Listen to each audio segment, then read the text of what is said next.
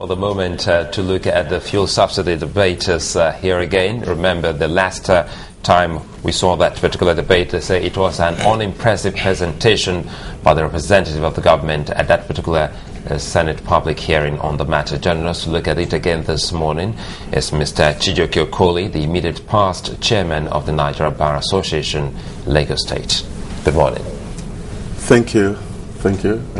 Thanks for having me here. Well, there was a public hearing at the Senate just last week, and everyone has been reacting to that particular talk with the Senate. We had the Minister for Petroleum as well as that of the economy right there trying to explain to the Senate and the Nigerian people what exactly the government means by the subsidy removal.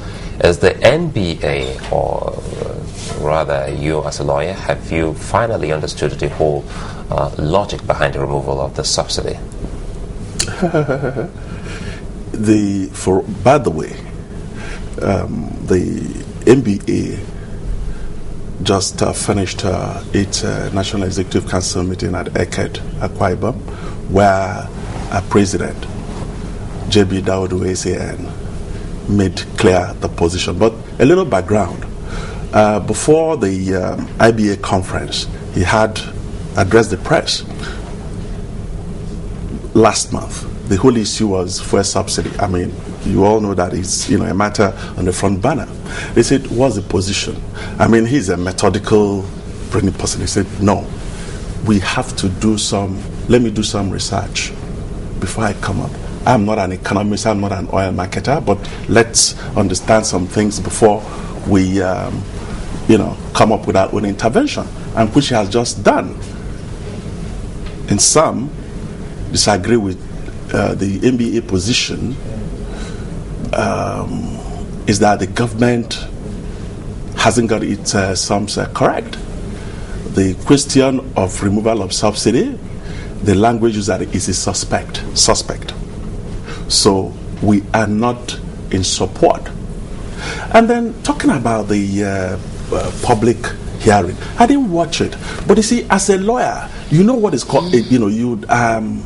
I can tell you about patently bad cases.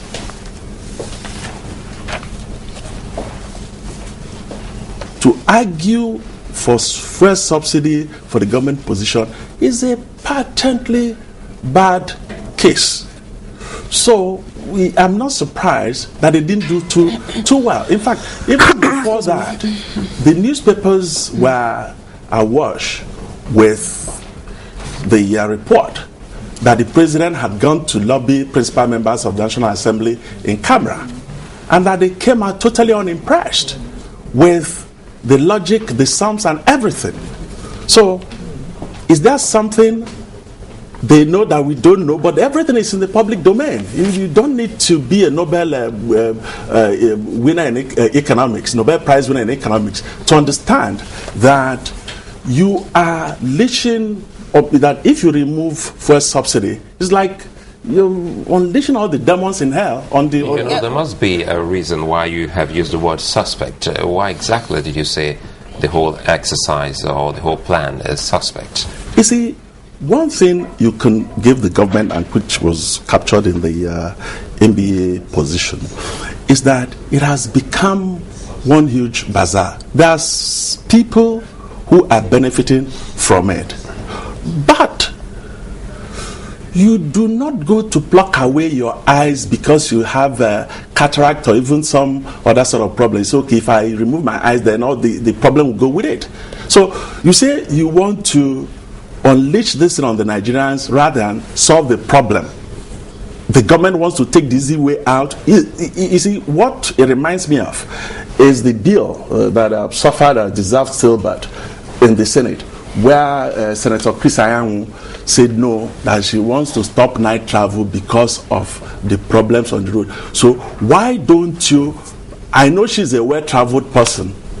In United States, Britain, and even Ghana here, you can travel freely from Kumasi to Accra without having any problem. So why don't you go and address the issue of good road and security on those roads 24 hours? You think the quick fix is to say, oh, legislate against Nigerians traveling anytime after 8 p.m. in a democracy.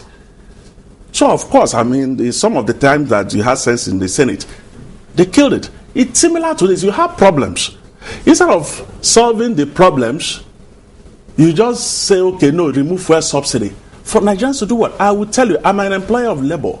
I was listening to Captain Ihanacho here yesterday, and I mean, the assumptions he came up with beggared belief. I know him quite, relatively well in the tax cabotage tax force that got into this. But I was listening to him, and I said, my dear captain was living in cuckoo land. When he said, you know that everybody, the man who has a better pass my neighbor, is going to affect him. You say he's not a member of the masses. The man who's driving a rickety vehicle. I am considering, in my office is small, but the lawyers and everybody were about 20. It concerns me that if you remove fuel subsidy, those of them coming to my office in Victoria Land from Surulere, from Egbeda, how's that going to, the result? It's interesting that so far so good. What you have said is that the argument of government so far has been it's not been impressive, and put it that way. Yes, at far first, from it. That's the mildest way of putting it. But to not make an impressive argument doesn't mean that deregulation doesn't hold or doesn't have its own merits. If you read some of the columns in the paper, there have been columnists who've written very strong arguments in favor of the removal of fuel subsidy, of course, on some conditions, on the conditions that the federal government can state clearly what the savings will go into, which they haven't been able to come out to tell us. But be that as it may, isn't it exaggerated, this price, this spike in the price of things? Because, as the captain rightly pointed out, in the neighboring West African nations where they do not have fuel subsidy, where they even pay times 2 what we pay here for our petrol, the price of things are relatively the same. You see, the fundamentals are not the same. You go to Cotonou, there you have light. You go to Ghana, you have life 24/7. So, you see, this is an economy dysfunctional, dependent on fuel in all its ramifications, from the fact that we have to sell fuel to, for anything, and then to run the economy. In my house, this is inside, I have a diesel generator, a smaller generator, and an inverter. But my niece in US someday, I was talking with my daughter. He said, "What the bloody hell is an inverter?" With a US accent. She doesn't know what a generator is, except when she comes here. So when you tell me it is this, it is that. In Ghana, if you've been to Ghana, you don't see a generator in anybody's house. There's a functional rail system working in any other place. Do you have all those things here? You don't. So when people just say that, it is sophistry. Sorry, Mr. Okoli, the other argument they bring forward is that diesel has been deregulated before now, and it hasn't even affected any of these things we complain about. Yes, but fuel is, the petrol, PMS, it's more central as far as I'm concerned. The smaller generators that the people that use run not on diesel but on this. The barber who needs to power his a better pass by neighbor to make sure have a haircut, that's what he uses.